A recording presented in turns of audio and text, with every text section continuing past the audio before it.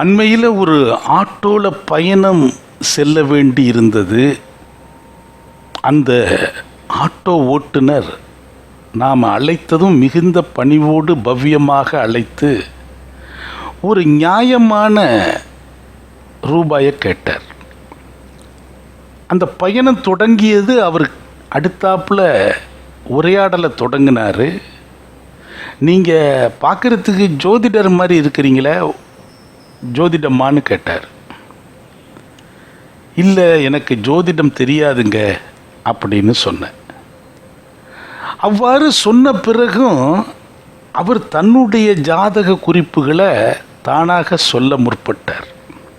நான் இன்ன ராசிங்க, நட்சத்திரங்க, இப்போ இந்த தசாபுத்தி நடக்குது, ரொம்ப பணத்துக்கு தாங்க ரொம்ப கஷ்டமாக இருக்குது, ஒரே பிரச்சனையாக இருக்குது, பிடுங்கலாக இருக்குது, கடனாக இருக்குது, எப்படிங்க சரியாக வரும், என்ன ஏது ஏதாவது சொல்லுங்களேன் அப்படின்னார்.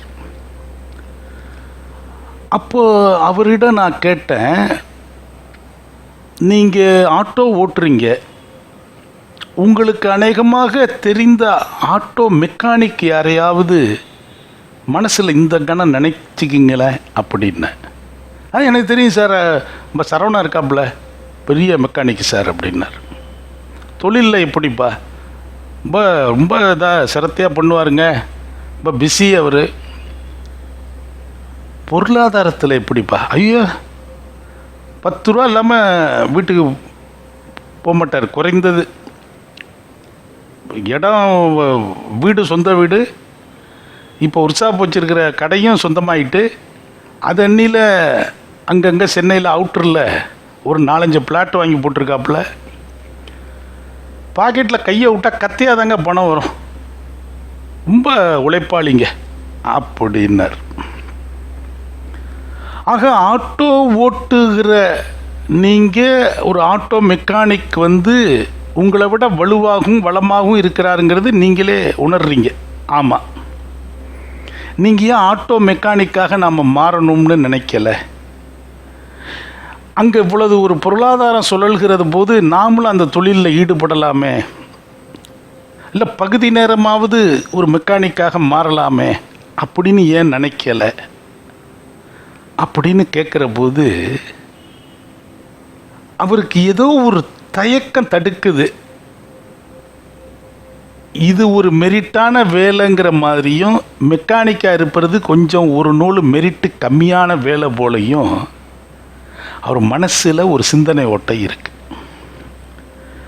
இல்லைங்க, டக்குன்னு மெக்கானிக்குன்னு நம்ம இதோ அவர் நல்லா இருக்காரு, ஆனால் எல்லா மெக்கானிக்கும் நல்லா இல்லையே. மெக்கானிக்கு நம்ம எப்பயும் கிரீஸ் ஆயிலும் கையுமா இருக்கணும். இது அப்படி கிடையாது. இதுலேயும் வருமானம் வருது, ஒரு நாள் நல்லா இருக்கும், ஒரு நாள் சுமாராக இருக்கும், மற்றபடி இதுவும் நல்ல தொழில் தான் அப்படின்னு தன்னுடைய நிலை குறைந்து விடாத மாதிரியும், குறைந்து விடக்கூடாதுங்கிற ஒரு அச்சமும், சட்டுன்னு ஒரு சமாதானத்தையும் அவர் அடைந்து கொண்டார். அப்போ நான் சொன்னேன்,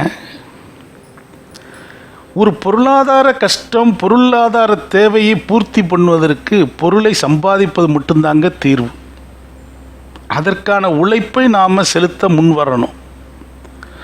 ஒரு உழைப்பை செலுத்த முன்வராமல் வேறு வடிவங்களில் நாம் ஏதாவது ஒரு மாயாஜாலமாக நம்மை தேடி பணம் வருமானு யோசிப்பது ரொம்ப ஆபத்தானது. ஒரு பொருளை சம்பாதிக்க வேண்டும்னா நாம் முதலில் உழைப்பதற்கு, அது எந்த மாதிரியான உழைப்பாக இருந்தாலும் செய்யணும், அது நியாய தர்மத்துக்கு உட்பட்டதாக இருக்கணும். அப்படி ஒரு இலக்கணத்தோடு நாம் முயற்சிக்கிற போது நிச்சயமாக லக்ஷ்மி தேவி நம்மளை கைவிடுவதில்லை. உழைப்போடு கூடிய விண்ணப்பத்துக்கு தான் அருள் அதிகமாக கிடைக்கும். அப்போது அவரோடு சொன்ன, நீங்கள் உங்களுடைய பொருளாதார பிரச்சனையை சரி பண்ணி கொள்வதற்கு தசாபுத்திகளை பார்த்து கொண்டிருக்காதீங்க. நீங்கள் என்ன மாதிரி வேலைகளை கூடுதலாக செய்யலாம். இப்போ ஆட்டோ ஓட்டுறீங்க, இதுக்கு இடைப்பட்ட நேரங்களில் ஏதேனும் ஒரு சில பணிகள் எவ்வாறு செய்ய முடியும் அப்படின்னு கொஞ்சம் யோசனை பண்ணுங்க. ஒரு ஆட்டோலே உட்காந்துக்கிட்டு ஒரு கூடை பின்னுகிறத ஒருத்தன் கற்றுக்கிட்டான்னா அது கூட ஒரு தொழில் தான். ஒரு ஆட்டோவில் உட்காந்துக்கிட்டு ஒரு மாலை கட்டுறதை கற்றுக்கிட்டான்னா நேரம் கிடைக்கிற போது ஒரு பூ கட்டி விற்றுட்டு போயிடலாம். அது மாதிரி நமக்கு சக்திக்குட்பட்ட கூடுதலான உழைப்பால் உயரக்கூடிய வேலைகள் என்ன செய்ய முடியும், ஒன்றுக்கு பலவாக யோசிக்கணும் அப்படின்னு சொல்லும்போது, எந்த இடத்துல அழுக்கு இருக்கிறதோ அந்த இடத்துல செல்வம் வரும். நீங்கள் எந்த ஒரு auto mechanic, two wheeler mechanic, car mechanic யாரை வேணாலும் யோசனை பண்ணி பாருங்கள். சிரத்தையாக உழைப்பவர்களாக இருந்தால் ஒரு பெரிய உயரிய பொருளாதாரத்தை அவங்க சந்திச்சிருப்பாங்க. நீங்கள் எந்த ஊரில் இருந்தாலும் உங்களுக்கு தெரிந்த மெக்கானிக்குகளை யோசனை பண்ணி பாருங்க. அது ஒன்றும் ரசீது போட்டு வாங்குகிற பணம் கிடையாது. பெரிய வரி வருவாய் போக்குவரத்துன்னு கணக்கு வழக்கு கிடையாது.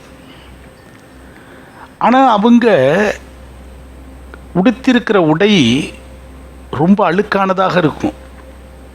கைகளில் எண்ணக்கரை படிந்தபடியே இருக்கும். ஆனால் அந்த இடத்துல லக்ஷ்மி தாண்டவம் ஆடிக்கிட்டே இருப்பாள். அடியேன் அவ்வாறு ஒரு ஆய்வு கண்ணோட்டத்தில் பலரை எதிர்கொண்டிருக்கிற போது, பழைய இரும்பு வியாபாரிகள் உங்கள் வீட்டில் வேண்டாம்னு ஒதுங்குற ஒரு பொருள் இன்னொரு இடத்துல செல்வம் குளிக்கிற மலையாக மாறி கிடப்பதை நீங்கள் கண்ணால் பார்க்கலாம். பழைய இரும்பு வியாபாரிகள், பேப்பர் வியாபாரிகளில் படிப்பு பெருசாக இல்லைனாலும் பழக்க வழக்கம் சுத்தமாக இருந்திருந்தாலே அவங்க ஒரு 20 ஆண்டு உழைப்பில் சொந்த வீடு, சௌரியங்கள், குழந்தைகள் படிப்பு எல்லாத்தையும் பரிபூர்ணம் பூர்த்தி பண்ணுறாங்க.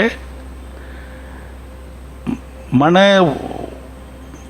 இடம்பொருள் யாவும் அவர்கள்கிட்ட நிறைந்தும் இருக்கிறது. ஒரு அழுக்கு படக்கூடிய தொழில், விறகு கடை கரியை அள்ளி கொடுப்பா. நெருப்பு பற்ற வைக்கிற கறி, அந்த கரியை தொட்ட கையெல்லாம் ஒட்டிக்கும். அது ஒரு மூலையில் இருக்கும். விறகுகள் விற்பனை செய்யப்படும். பார்வைக்கு பளிச்சுன்னு இருக்காது, ஷோகேஸ் இருக்காது. அந்த தொழிலில் ஒரு லக்ஷ்மி தாண்டவம் ஆடுவா. எங்கெல்லாம் இவ்வாறாக நீங்கள் அலட்சியமாக பார்க்குற இடங்களில் ஈடுபடுறவங்க உண்மையாக உயர்ந்து இருப்பாங்க. ஒரு சாஃப்ட்வேர் இன்ஜினியராக இருந்து பாடுபட்டு இன்னைக்கு வேலை போயிடுமோ நாளைக்கு வேலை போயிடுமோங்கிற அடி வயிற்றில் நெருப்பை கட்டியபடி படபடப்போடு வாழ்ந்து கொண்டிருக்கிற ஒரு இளைஞரோ நடுத்தர வயதுக்காரரோ என்ன சம்பாத்தியம் பண்ணி என்ன சொத்து பத்து வாங்குகிறாரோ அதை இவர்களும் வாங்குகிறார்கள். ஒரு இளநீ வியாபாரியை நான் பார்த்துருக்கிறேன். அவர் குழந்தைகள் இன்ஜினியரிங் படிக்க வைத்திருக்கிறார். 365 நாளும் இளநீ வண்டி தள்ளிக்கிட்டு போய் விற்பார், மழை பெஞ்சாலும்.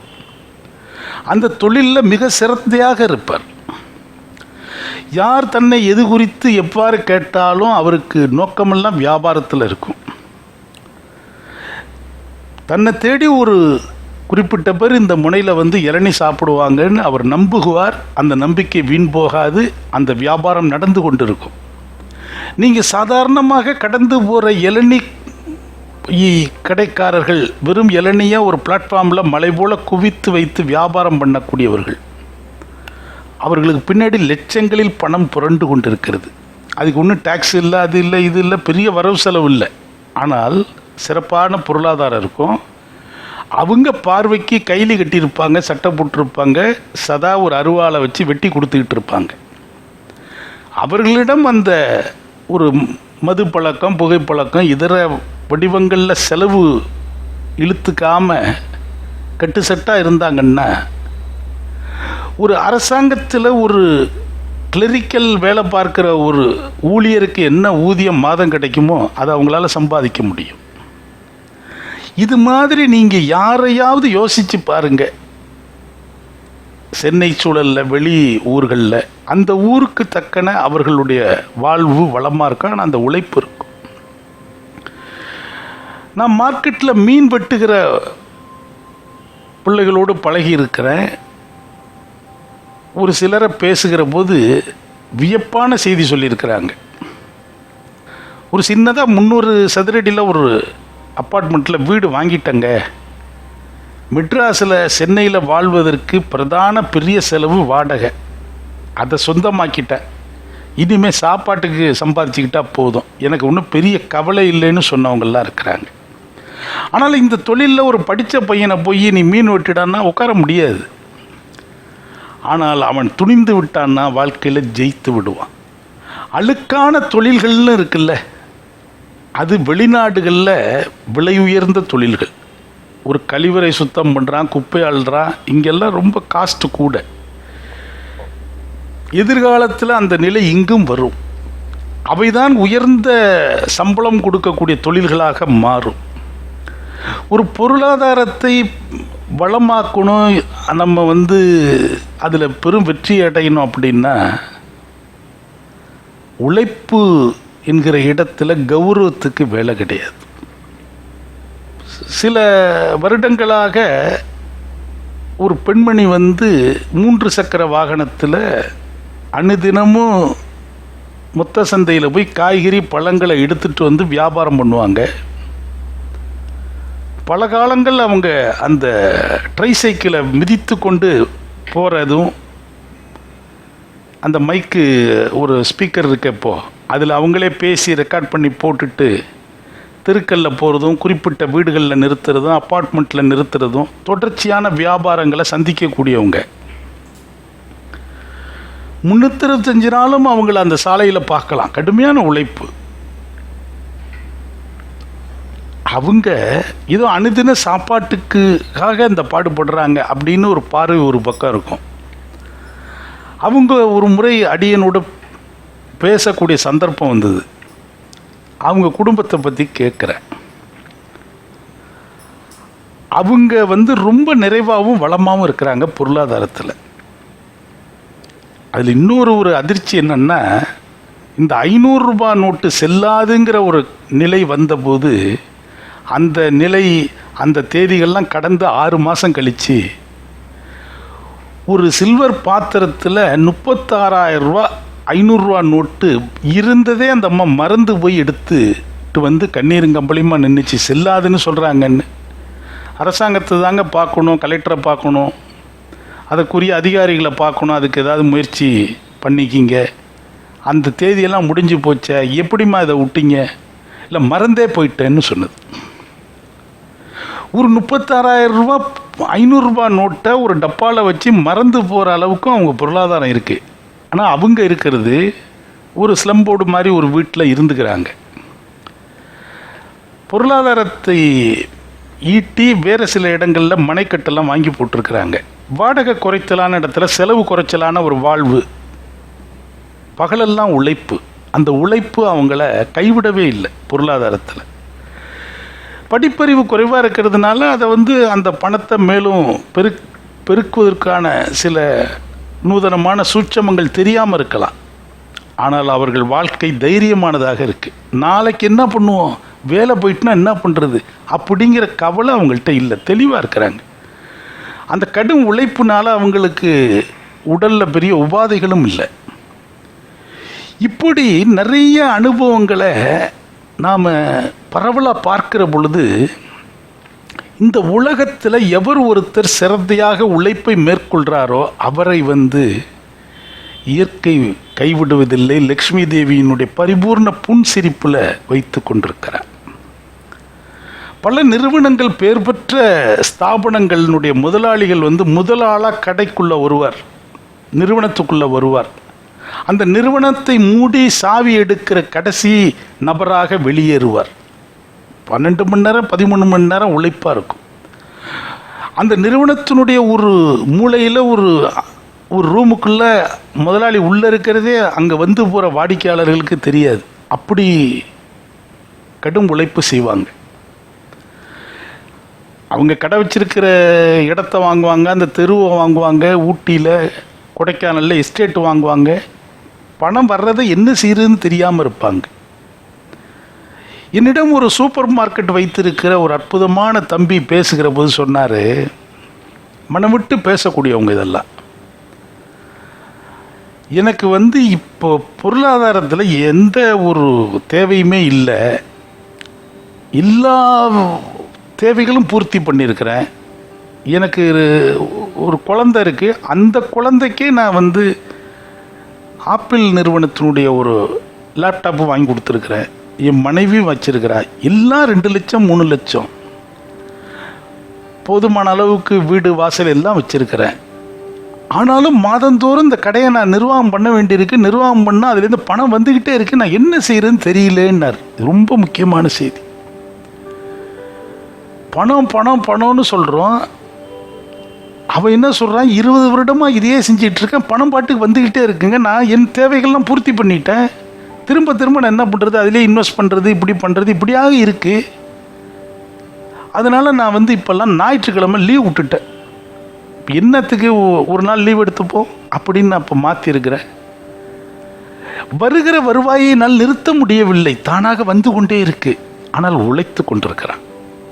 நான் சொன்ன பாருங்க, காலையில் முதல் ஆளாக வந்து கடைசி ஆளாக போகிறான்னு, அப்படி ஒரு உழைப்பு. அவன் எங்கேயாவது வெளியில் போகணுன்னா அவன் மனைவி வந்து அந்த இடத்த பார்த்து கொள்வாங்க. சென்னை நான் வந்த புதிதில் பலர் வந்து சென்னைக்கு புதிதாக பல ஊர்கள்லேருந்து வரக்கூடியவங்களில் எனக்கு ரொம்ப வேண்டப்பட்டவங்க, ஏதாவது ஒரு வேலை பாருப்பா சென்னையில், எனக்கு ஏதாவது ஒரு வேலை இருந்தால் சொல்லிவிடு அப்படின்னு சொல்லுவாங்க. சின்ன பையனாக இருப்பான், கல்யாணம் ஆகியிருக்காது. நான் சொல்லுவேன், இந்த சென்னையினுடைய ஒரு ஜனத்திரள், ஒரு மக்கள் தொகையில் நிறைய தேவைகள் இருக்கப்பா, நீ ரொம்ப நூதனமாக சில விஷயங்கள் செஞ்சால் பிரமாதமாக வெற்றி அடைந்து விடுவேன் அப்படின்னு சொல்லி ஒரு கடைக்கு அழைச்சிட்டு போனேன். அந்த கடை வந்து ஒரு ராஜஸ்தானி சேட்டு வந்து சமோசா, கச்சோடி, இந்த ஜாங்கிரி விற்பனை செய்கிற ஒரு கடை. அவர் வந்து அதற்கான அந்த மாவு, அந்த விஷயங்கள்லாம் தயார் பண்ணிவிட்டு 3 மணிக்கு வந்து தன்னுடைய கடையை மதியம் 3 மணிக்கு திறப்பார். 7 மணிக்கு அனைத்து பொருளும் அவர் போட்ட சமோசா, கச்சோடி, பகோடா, லட்டு, ஜாங்கிரி இந்த மாதிரி பொருட்கள் எல்லாம் விற்பனை ஆகிவிடும். இந்த கடைங்கிறது ஒரு 50 சதுரடி உள்ள ஒரு சின்ன கடை. ஒரு 3 சக்கர வாகனத்தில், ட்ரை சைக்கிளில் அந்த எண்ணெய் சட்டி, எடுத்துகிட்டு வர வேண்டிய மாவு இதெல்லாம் அதில் இருக்கும். அதை எடுத்துகிட்டு வருவார், கூட ஒரு உதவியாளர் வைத்திருப்பார். கடைக்கு எடுத்துகிட்டு வந்து அந்த சமோசாவை அங்கே செஞ்சுருப்பாங்க, அதனுடைய மூலப்பொருள்லாம் எண்ணெயில் போட்டு எடுக்கிறது. இங்கே அப்படி எண்ணெயில் போட்டு எடுக்கிற அந்த அடுப்புக்கு மேலே ஒரு எக்ஸாஸ்ட் ஃபேன் வந்து வெளியில் காற்று தள்ளுற ஃபேன் இருக்கும். இந்த எண்ணெயில் பொரிக்கப்படுற அந்த வாசனை வந்து அந்த ஃபேன் வழியாக அந்த ரோட்டில் போய் வீசும். அந்த ரோட்டில் 20 அடிக்கு முன்னாடியே 2 வீலரில் வரவங்க மெதுவாக வண்டி நிறுத்திடுவாங்க. இந்த 3 to 5 ஸ்நாக்ஸ் சாப்பிட்ற ஒரு டைம், ஒரு டீ காஃபி சாப்பிட்ணுங்கிற நேரம், தன்னை அறியாமல் அவர்களுக்கு அந்த பசி உணர்வு டக்குன்னு தூண்டும். அப்படியே பிரேக் போட்டு இடம் கிடைச்ச இடத்துல வண்டியை நிறுத்திட்டு வந்து 2 சமோசா, 3 சமோசா, 5 சமோசா வீட்டுக்கு கொடு அப்படின்னு வாங்கிக்கிட்டே இருப்பாங்க. அவருடைய செல்வாக்கு, செல்வம் உத்தேசமாக ஒரு 3 லட்சம் ரூபா மாதம் பார்க்கக்கூடிய அளவில் இருந்தார். அது செலவுலாம் போக ஒரு 1.5 லட்சம் ரூபாயாவது கண்டிப்பாக இருக்கும். அப்படி ஒரு பெரிய ஒரு வரவு செலவில் இருந்தார், சின்ன ஒரு 50 சதுரடியில். நான் அந்த பையன்கிட்ட சொன்னேன், இந்த சமோசாவில் உள்ளே இருக்கிற மூலப்பொருள் உருளைக்கிழங்கு. நம்முடைய நாகூர், நாகப்பட்டினம் இந்த மாதிரி பகுதிகளில் இஸ்லாமியர்கள்ட்ட ஒரு சமோசா இருக்குது, அது வெங்காய சமோசா. உள்ளே வைக்கப்படுகிற பொருள் வெங்காயம், ஆனால் அந்த சமோசாவினுடைய மேல் தோல் இருக்க அது வந்து அப்படியே முறப்பாக வெடப்பாக இருக்காது, தொலை தொலைன்னு இருக்கும். அந்த சமோசாவை அப்படி 2ஆக பிச்சிங்கன்னா உள்ளே இருக்கிற அந்த பல்லாரி வெங்காயத்தினுடைய அந்த வாடை வந்து 1 சாப்பிடணுன்னு நினைக்கிறவனை 9 சாப்பிட வைக்கும். அதை வந்து ஒரு பெரிய அகண்ட ஒரு பீங்காந்தட்டில் செஞ்சு துணி போட்டு மூடி இஸ்லாமியர்கள் வாழும் தெருக்களில் சாதாரணமாக கூவிட்டு போவாங்க. ஒவ்வொரு வீட்லேயும் 5 கொடு 10 கொடுன்னு வாங்குவாங்க. இது எனக்கு சிறு வயதில் நிறைய அனுபவம் உண்டு. சென்னையில் அப்படியான அந்த சமோசா கிடைக்கலப்பா, நீ அதை மட்டும் முயற்சி பண்ணு. நீ சென்னையில் எந்த கம்பெனியில் வேலை பார்த்தாலும் வரக்கூடிய வருமானத்தை விட பல மடங்கு பெருகிடும் அப்படின்னு நான் அங்கே இருக்கக்கூடிய சில வட்டார பண்டங்கள் பதார்த்தங்களை எடுத்து சொல்லி, இதுக்கான மூலப்பொருள் இது, இதுக்கான நேர உழைப்பு இது, முதல்ல ஒரு 2 வீலரில் வச்சு ஒரு கூட்டமான இடத்துல விற்பனை செய்யி, அதுக்கப்புறம் ஒரு கடையாக மாறு, பெருசாக ஜெயிச்சுருவான்னு சொல்லி விடிய விடிய கதை கேட்டு கடைசியாக சொல்லுவான், அது ஊரில் கௌரவமாக இருக்காதுங்க. என்ன பண்ணுறேன்னு கேட்டால் சமோசா விற்கிறேன்னு நான் சொல்ல முடியும். ஏதாவது ஒரு கம்பெனியில் ஏதாவது 7,000 8,000 கிடைச்சா சேர்த்து விடுங்க. நீ என்ன அது மாதிரி வழி கேட்டால் நீங்கள் இது மாதிரி சொல்கிறீங்க. இந்த 7,000 8,000 கிடைச்சா போதும், எனக்கு கௌரவம் முக்கியம்னு சொல்கிறவன் காலம் முழுதும் கடனும் பிரச்சனையும் நாளைக்கு என்ன பண்ணுறதுங்கிற சிந்தனையாக வாழ்ந்து கொண்டிருக்கிறார்கள். கௌரவம் முக்கியம் இல்லை, நியாய தர்மத்தோடு கூடிய ஒரு உழைப்பு, ஒரு தொழில், இதுவரைக்கும் செய்யாத ஒன்றை நான் செய்ய முற்படுறேன், எனக்கு வழிகாட்டுங்கன்னு சொல்லக்கூடியவனை சந்திக்கவே முடியல. எல்லாருமே எங்கேயாவது ஒரு இடத்துல எனக்கு ஒரு வேலை வாங்கி கொடுங்க, அது சம்பளம் எப்படி வேணாலும் இருக்கட்டும், பார்க்குறதுக்கு நீட்டாக பேண்ட் ஷர்ட் போட்டு நம்ம நிம்மதியாக இருக்கணும், போகிறோம் வரோம்னு இருக்கணும், சொல்லிக்கிற மாதிரி இருக்கணுங்க, ஒரு விசிட்டிங் கார்டு கொடுக்குற மாதிரி இருக்கணும். ஒரு 2 கம்பெனி போயிட்டால் 3வது கம்பெனியில் சம்பளம் கூட்டி கொடுப்பான் அப்படிங்கிற மாதிரி தான் சிந்தனையோடு இருக்கிறார்கள். இன்றைக்கு பிராமண சமூகத்தில் சில குடும்பங்களில் பெரிய அளவில் படிக்க வைக்க முடியல அப்படிங்கிற ஒரு காரணம், சிலர் ஈடுபாட்டின் காரணமாக வேதம் படிக்க பிள்ளைகளை அனுப்புவாங்க. எல்லாரும் ஒரு பக்கம் இன்ஜினியரிங் டாக்டர் வெளிநாட்டில் படிக்க வைப்பதற்கான அடித்தளங்களை அமைப்பது, எப்படியாவது +2க்கு பிறகு ஃபாரினில் போய் அங்கேயே கார்டு வாங்கணுங்கிற இலக்கோடு உருவாகிற பிள்ளைகளுக்கு மத்தியில் வேதம் படித்து வேத பண்டிட்டராகி சதா குடுமியும் பஞ்சகச்சமும் கட்டுவது என்ற இலக்கோடு பிள்ளைகள் படிக்கிறாங்கல்ல, ஐயோ பாவம் அவங்களுக்கு என்னத்தை வரும் நாளைக்கு, அவனுக்கு யார் பொண்ணு கொடுப்பா அப்படின்னு ஒரு எங்கேயாவது ஒரு இடத்துல ஒரு மாயை இருக்குல்ல, அதெல்லாம் அடியோடு நீங்கிடும். வருங்காலங்களில் இருக்கிற இந்த மக்கள் தொகைக்கு இணையாக அவர்களுக்கு தேவைகளை பூர்த்தி செய்கிற அளவுக்கான வேத பிராமணர்கள் இல்லை. எல்லா வீடுகள்லேயும் சுப நிகழ்ச்சிகள் உண்டு, துக்க நிகழ்ச்சிகள் உண்டு, பலவிதமான சம்பிரதாய நிகழ்ச்சிகள் இருக்கிறது. எல்லாத்துக்கும் அந்த சுப நாட்களில் தட்டுப்பாடு வரக்கூடிய காலம் இருக்குது. அவர்களுடைய தேவை பெரிய அளவில் வரும். அதனால் அதில் ஈடுபடுறவங்களை இன்றைக்கு லேசாகவோ ஏளனமாகவோ பார்க்கக்கூடியவர்கள் நாளைக்கு பிரமிச்சு பார்ப்பாங்க. அவங்கெல்லாம் பெரிய பொருளாதாரத்தில் அந்தஸ்தில் வசதி வாய்ப்புகளில் உயர்ந்தோங்கி நிற்கக்கூடிய காலம் எதிர்காலத்தில் இருக்குது. சிகை அலங்காரம் செய்பவர்கள், சலவை தொழில் செய்யக்கூடியவர்கள், இதெல்லாம் அழுக்கான தொழில்களாக பார்க்கப்படுது. ஆனால் இன்றைக்கி அதெல்லாம் ரொம்ப விலை உயர்ந்த தொழில்கள். ஒரு குறிப்பிட்ட சமூகம் தான் ஈடுபட்டதுங்கிற நிலை மாறி இன்றைக்கி எல்லாரும் இந்த செலவு தொழிலில் பெரிய பெரிய இயந்திரங்கள் 1 கோடி 1.5 கோடிக்கு அதை இன்ஃப்ராஸ்ட்ரக்சர் பண்ணி பெரிய அளவில் சலவை தொழிலில் பெரிய ஸ்தாபனங்கள் நிறுவனங்களாக மாறிவிட்டார்கள். இன்றைக்கு முடிவெட்டுகிற நிலை என்பது ஒரு பெரிய ஒரு சொஃபிஸ்டிகேட்டடு அமைப்பாக இருக்குது. ஒரு பெரிய ஒரு லக்ஸூரியஸ் பில்டிங்ஸாக காட்டுது. உள்ளே போய் ஒரு கட்டிங்கோ ஒரு ஷேவிங்கோ பண்ணால் 500 ரூபாய். அடியனுக்கு அப்படி ஒரு செலவு இல்லைன்னாலும் நடைமுறையை பார்க்குற பொழுது ஆண் பெண் இருவரும் பியூட்டி பார்லர் அப்படிங்கிற ஒரு தொடர்பு, ஒரு புது கலாச்சாரம் உருவாயிட்டு ஒரு கணிசமான பணம் அதற்கு மாதந்தோறும் செலவிட வேண்டிய நிலை இருக்குது. அங்கே போனாலும் ஒரு கூட்டம் இருக்குது, அப்பாயின்மெண்ட் இருக்குது.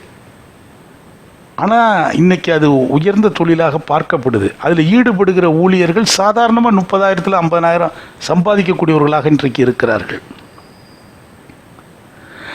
நாம் நம்முடைய பொருளியல் தேவைகளை பூர்த்தி செய்வதற்கு நாம் எடுக்கிற முயற்சி, உழைப்பு, தேர்ந்தெடுத்திருக்கிற தொழில்தான் தீர்மானிக்குமே ஒழிய அந்த நடைமுறைகளால் நம்மளுடைய பொருளாதார இழப்பு பற்றாக்குறையை ஈடு செய்துவிட முடியும். நம்மிடம் அந்த சூட்சமத்தை நாம் கண்டறிந்து அதை பயன்படுத்தும் போது இத்தகைய பொருள் கஷ்டங்கள் விலகி வாழ்வில் நிம்மதி பிறக்கும். இந்த பூமியில் பிறந்துவிட்ட ஒவ்வொருவருக்கும் இறுதி நாள் வரை தேவைப்படுகிற ஒன்று, தேவைக்கு உரிய ஒன்று பொருள். பொருள் இல்லாருக்கு இவ்வுலகு இல்லை. அதனால் பொருள் தேடுவது என்கிற ஒரு நிலையில் நாம் தான் விழிப்பாகவும் கவனமாகவும் இருக்க வேணும். கஷ்டமாக இருக்குங்க, கிரக நிலை சரியில்லைங்கிற நம் நிலையை மாற்றாமல் பிற நிலைகளில் மாறுமான்னு காத்திருக்கும்போது அது காத்திருக்கும் காலமாகவே நடந்து முடிந்துவிடும். அன்பர்கள் இத்தகைய பொருளாதார போராட்டத்தோடு இருக்கக்கூடிய பலர் தொடர்பு கொள்கிறீர்கள். இப்படி இருக்கு அப்படி இருக்குங்கிறீங்க.